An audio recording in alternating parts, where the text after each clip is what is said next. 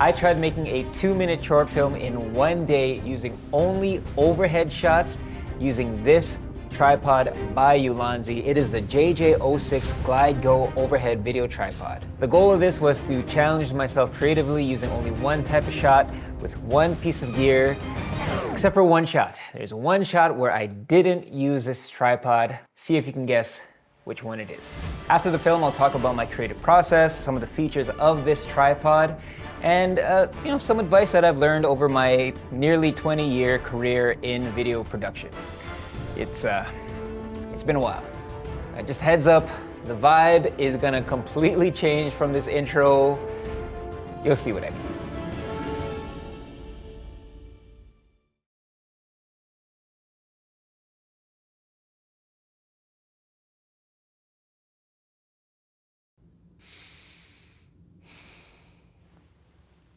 I don't know if I could trust you anymore.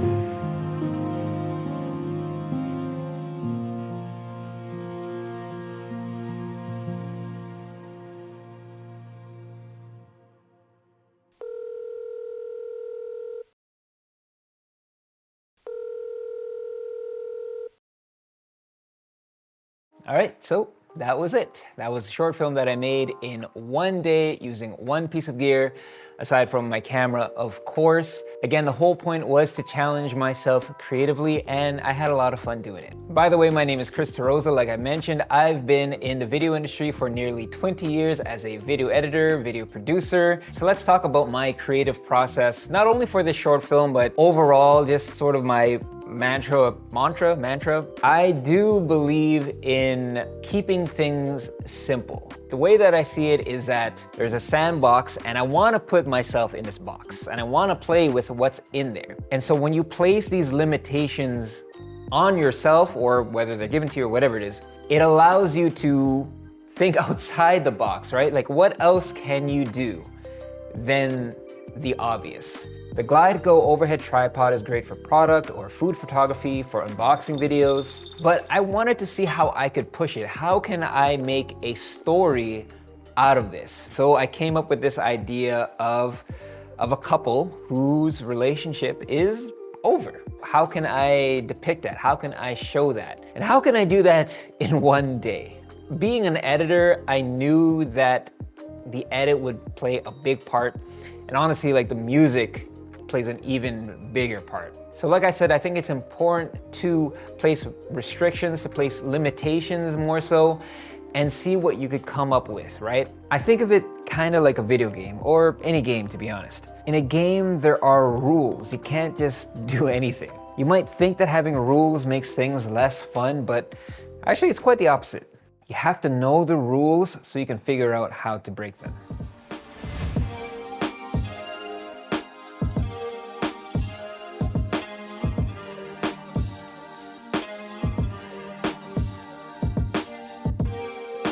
As the behind the scenes footage shows, I use the GlideGo tripod for every shot except for one. Can you guess which one it was? All right, I'll tell you. So it was the bed scene. As much as I love this tripod, there is just no way for the arm to go over the entire bed. And so I had to bust out a C-stand to film me on the bed. So let's talk about the features of Ulanzi's GlideGo overhead tripod. So there are other overhead tripods on the market, but I have not seen one that is specifically for video. And so it has a fluid head on it, which is perfect for panning, tilting, for any sort of camera movement. And here's some test footage of me using the fluid head on this tripod.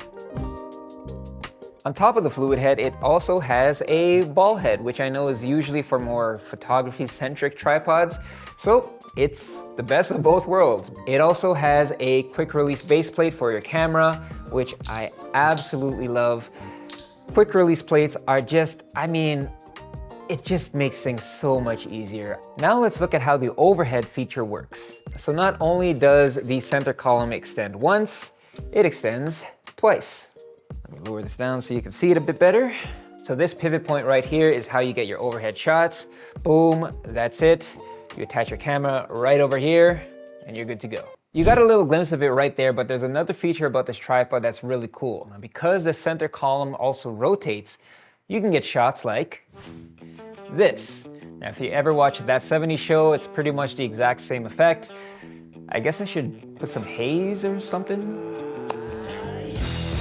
Now, this hook right here is quite possibly the most important thing on this tripod. When you do use this in overhead mode, the camera can weigh down the tripod, and if you don't have any sort of counterweight over here, whether it's a backpack or a sandbag, whatever it is, just use something to add a counterweight, or else you say bye-bye to your camera.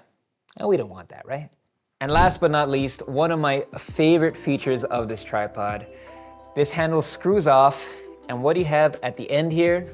A bunch of screwdriver bits. Come on. So whether you need to adjust your base plate or anything else on set, or adjust the screws on your glasses, you're good to go. So if you want to pick up this tripod, the link will be in the description below. Now, obviously this tripod is great, but if there's one thing I want you to take away from this video, whether you are a beginner or a seasoned grizzly veteran like myself, who still has a lot to learn, by the way, it's to have fun creating. And I know that sounds super cheeseball, but man, we have access to all of these amazing tools, these toys that we get to play with, that we get to create for ourselves. We have these platforms where we can showcase our creativity. So whether it is an overhead video tripod or whatever gear you have, just enjoy the process, express your creativity, and have fun creating.